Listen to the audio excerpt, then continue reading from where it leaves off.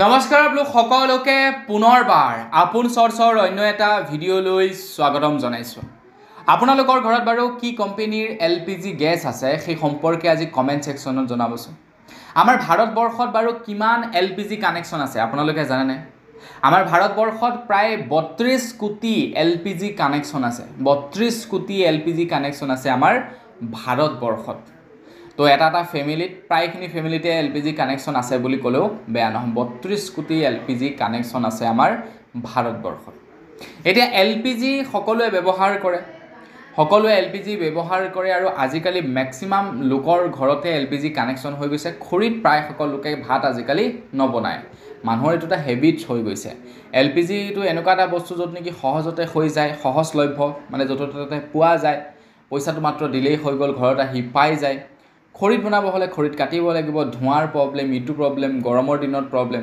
গতিকে এই প্ৰব্লেমবিলাক ঠিক আছে, এই প্ৰব্লেমবিলাক নাইকিয়া কৰিলে LPG গেছে, আৰু যাৰ কাৰণে এতিয়া LPG গেছ প্ৰত্যেকৰ ঘৰে ঘৰে গেছ নহ'লে মানুহ চলিবই নোৱাৰা হৈ পৰিছে।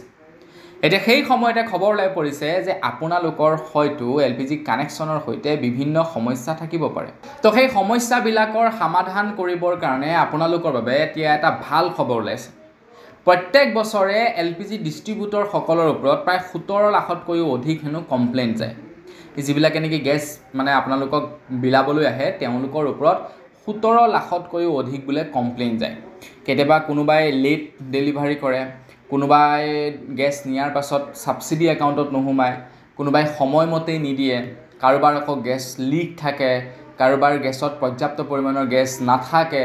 তো তেনেকুৱা প্ৰায় 17 লাখ কমপ্লেইন প্ৰত্যেক বছৰে যায় ডিষ্ট্ৰিবিউটৰৰ ওপৰত, কনজিউমাৰৰ পৰা।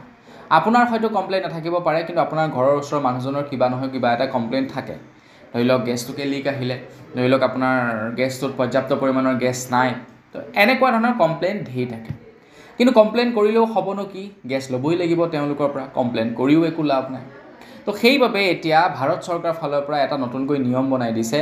আপোনালোকে সহজতে আপোনালোকৰ LPG কানেকশ্যনটো অন্য এজন ডিষ্ট্ৰিবিউটৰলৈ ট্ৰান্সফাৰ কৰিব পাৰিব। এতিয়া তেওঁলোকৰ এটা লেভেল থাকে কি, যে তই মোৰ ওচৰত নল'লে নাই ভাই, কি তই কমপ্লেইন কৰি থাক, মই যিমতে বিচাৰোঁ সেইমতে তই চলিব লাগিব। কাৰণ তই দৰকাৰ হ'লে মোক যিমানেই বেয়া নাপাওঁ কিয়, গেছ মোৰ পৰাই ল'ব লাগিব। তোৰ যদি ইচ্ছা আছে বেলেগৰ পৰা ল'বৰ কাৰণে, তই বেলেগত কাৰ্ড বনাই ল। এতিয়া বেলেগত কাৰ্ড বনাবলৈ যোৱা মানে পইচা খৰচা আহি পৰিব, হয় নহয়? কিমান প্ৰব্লেম কি হয়। তো সেইবাবে এতিয়া এটা চিম্পুল পদ্ধতি দি দিব যে আপোনালোকে কাৰোবাৰ তাত যদি গেছ লৈ বেয়া পাইছে, সেই কাৰ্ডখন আপোনালোকে অন্য এজন লোকলৈ বা অন্য এটা কোম্পানীলৈ ডাইৰেক্টলি ট্ৰান্সফাৰ কৰি দিব পাৰিব, তাতে প্ৰব্লেম নাই।